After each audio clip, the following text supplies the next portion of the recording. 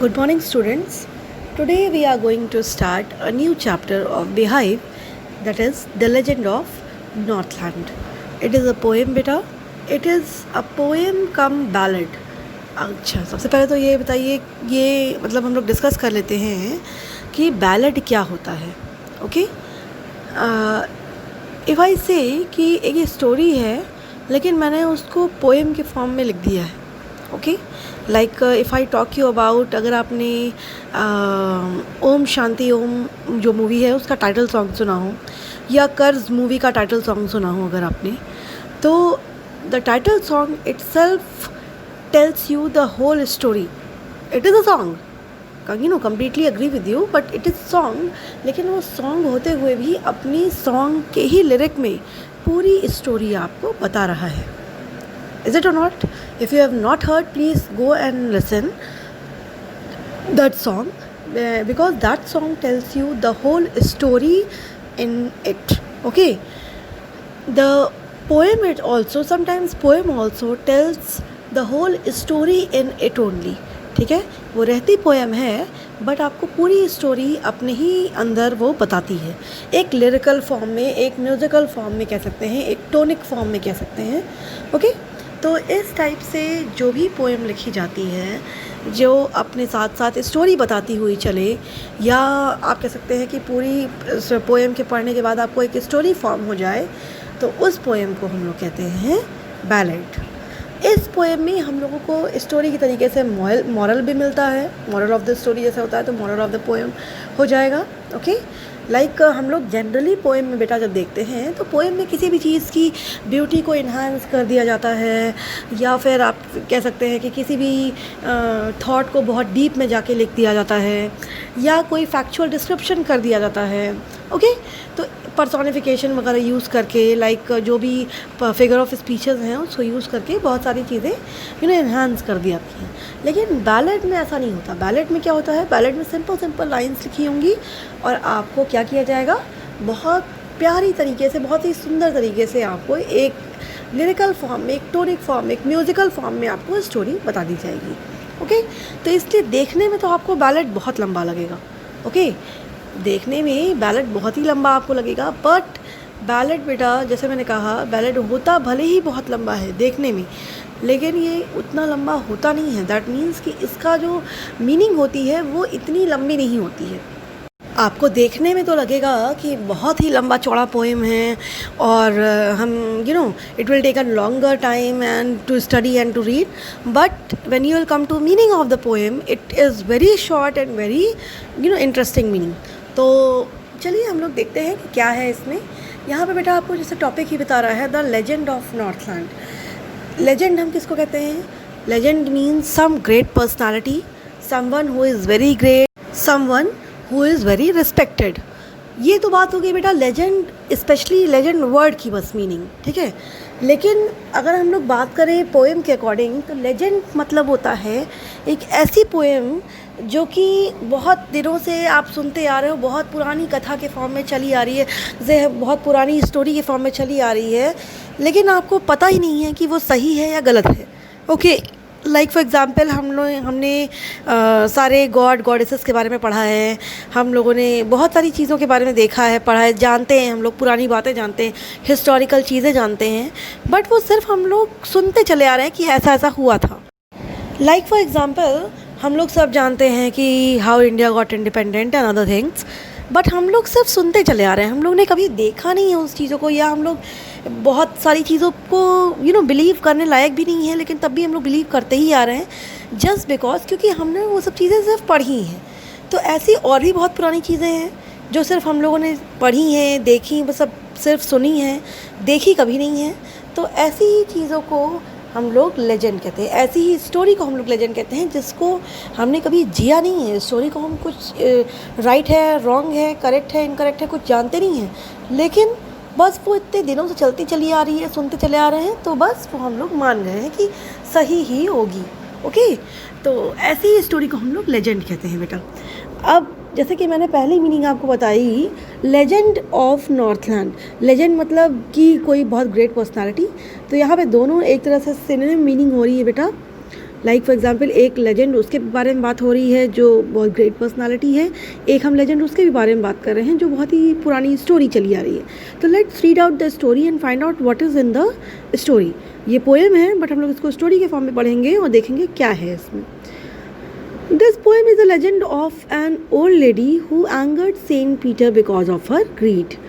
ये पोएम एक लेजेंड है एक ओल्ड लेडी की, यानी कि एक बहुत ओल्ड स्टोरी है एक ओल्ड लेडी की जिसने सेंट पीटर को अपनी ग्रीड की वजह से गुस्सा दिलवा दिया था। ओके नाउ, अब सेंट पीटर कौन है? सेंट पीटर बेटा पुराने ज़माने के बहुत बड़े कोई सेंट हुआ करते होंगे जो एक लेडी के घर में आए होंगे और उसके घर में आके वो गुस्सा हो गए। अब क्यों गुस्सा हो गए, क्या हो गया, मैटर क्या वहाँ था, मतलब क्या मुद्दा था, तो we will read in the chapter. Okay now moving forward to the first paragraph बेटा।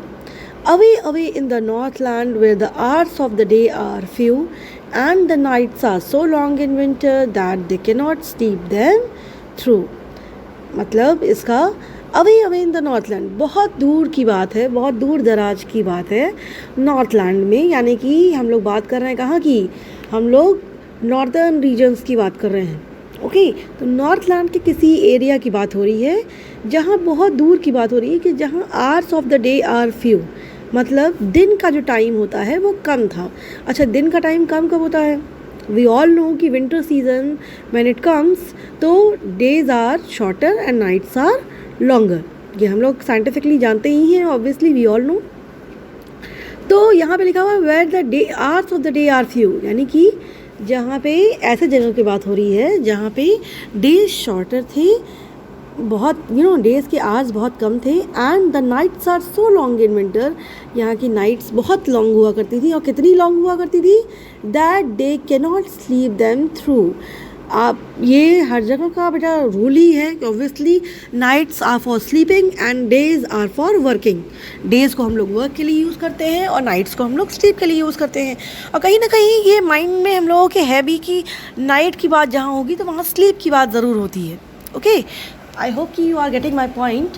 तो ये ऑथर भी उसी सेंस में ही बात कर रहा है। ऑथर इज सेइंग कि वहाँ पे जहाँ की बात हो रही है, जिस जगह की बात होने जा रही है आगे पोएम में, उस जगह पे डेज़ के तो आवर्स बहुत कम थे, यानी डेज़ आर वेरी शॉर्टर, और नाइट्स इतनी ज़्यादा लॉन्ग हुआ करती थी। अगर सपोज़ करिए 24 आवर्स में 6 आवर्स का डे हुआ तो nights obviously they are going to be of 18 hours. Okay तो यानी कि 3 टाइम्स ज़्यादा जो है वो नाइट का टाइम हो गया। तो नाइट्स इतनी अब यहाँ पे 18 आवर्स की अगर नाइट है तो 18 आवर्स आप सो तो सकते नहीं हैं, या कोई भी 18 घंटे सो तो सकता नहीं है। तो यहाँ पे यही ऑथर कह रहा है कि वहाँ पे नाइट्स जो है वो इतनी लंबी हुआ करती थी, इतनी लंबी, यानी कि मैक्सिमम टाइम जो होता था वो नाइट टाइम ही होता था, और इतनी लंबी नाइट हुआ करती थी कि वहाँ पे लोग पूरी नाइट सो नहीं सकते हैं। हालांकि नाइट का टाइम जो है सोने के लिए ही होता है, बट क्योंकि नाइट इतनी ज़्यादा लंबी हुआ करती थी कि वहाँ पे लोग पूरी नाइट सो नहीं पाते थे। ओके नाउ मूविंग फॉरवर्ड बेटा। Where they harness the swift reindeer to the sledges when it snows and the children look like bear cubs in their furry clothes.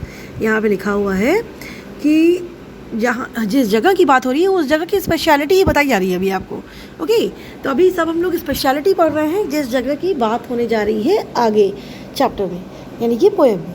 तो क्या स्पेशलिटी है उस जगह की, और देखिए where they harness the swift reindeer, मतलब जहाँ पे to the sledges when it snows, मतलब यहाँ पे बोला गया है कि ये उस जगह की बात हो रही है जहाँ पे जब बहुत ज़्यादा स्नो हो जाता है तो वहाँ पे रेंडर, यानी रेंडियर एक टाइप का एनिमल होता है बेटा जो स्नो को बहुत अपने फोर्स के चलते वो खींच लेता है।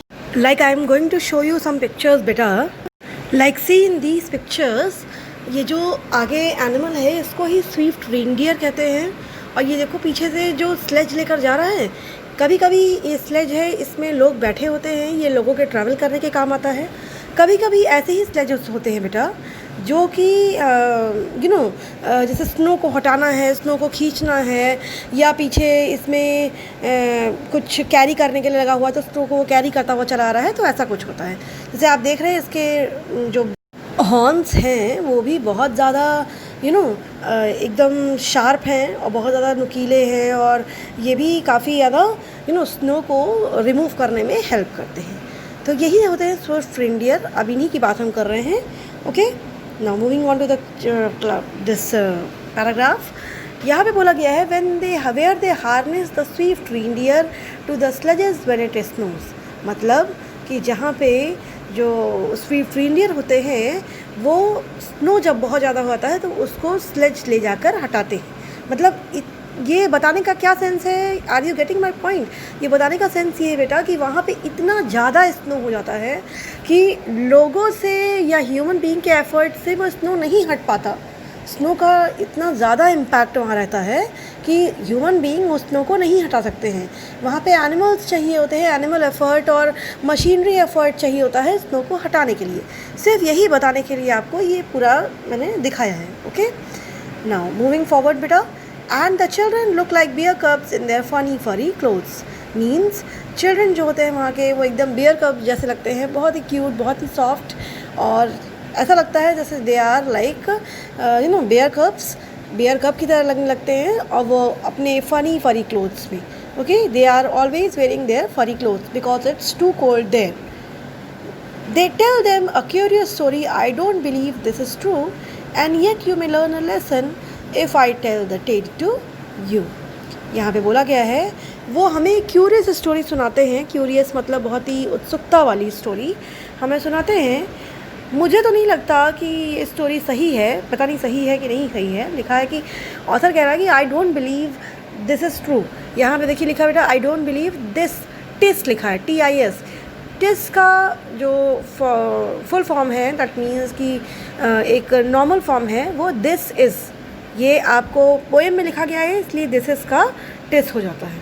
ओके, तो बोला गया है कि I don't believe that this story is true and yet you may learn a lesson. मतलब आप फिर भी कुछ लेसन तो सीख ही सकते हैं अगर मैं आपको स्टोरी सुनाऊंगा तो। ये आपसे ऑथर कह रहा है।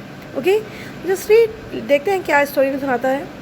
Once when the good Saint Peter lived in the world below and walked about it preaching just as he did, you know। मतलब कि एक बार बहुत पहले सेंट पीटर हुआ करते थे, वो नीचे रहा करते थे। नीचे मतलब ऑथर कह रहा है कि यहाँ की अर्थ पे।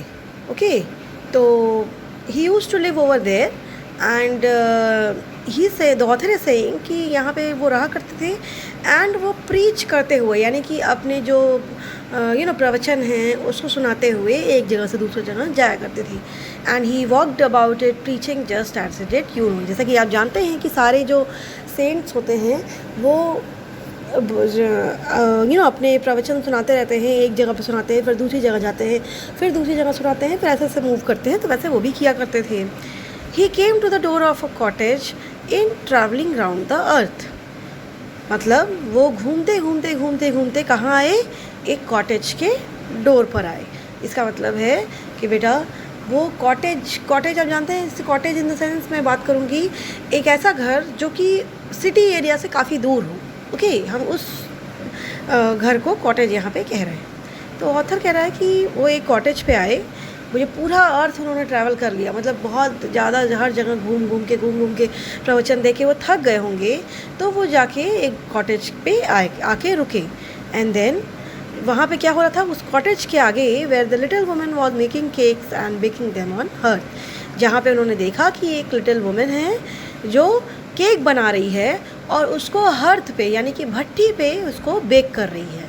तो उन्होंने देखा कि एक कॉटेज में एक लेडी है जो कि केक बना के बेक कर रही है और वो वहाँ पे आके इसीलिए रुक गए। ऑब्वियसली यू नो कि वो क्यों रुके होंगे, ऑब्वियसली उनको भूख लगी होगी। ठीक है, तो देखते हैं हम लोग आगे क्या है। And being faint with fasting, for the day was almost done, he asked her from the store of cakes to give him a single one। Now उन्होंने देखा कि एक लेडी है जो कि बेक कर रही है केक और बना रही है। तो क्योंकि वो भाई पूरे दिन से फास्ट करते करते परेशान हो गए थे, वो फेंट हो रहे थे एकदम फास्ट करते करते। तो क्योंकि पूरा दिन बीत चुका था and he was not having a single food, तो एकदम वो थक चुके थे और अब वो एक तरह से बेहोश हो रहे थे फास्ट करते करते। तो उन्होंने लेडी से कहा कि मुझे अपने स्टोर ऑफ केक्स में से एक केक दे दो, यानी कि he asked for the lady for to give him a cake. अब देखते हैं हम लोग फर्दर में कि क्या वो लेडी केक देती है या नहीं देती है, या वो लेडी क्या करती है। ठीक है, कैसे सेंट को गुस्सा आता है, वी विल सी। तो टुडे बेटा आज सिर्फ इतना ही, we will see in the next class. Okay, thank you.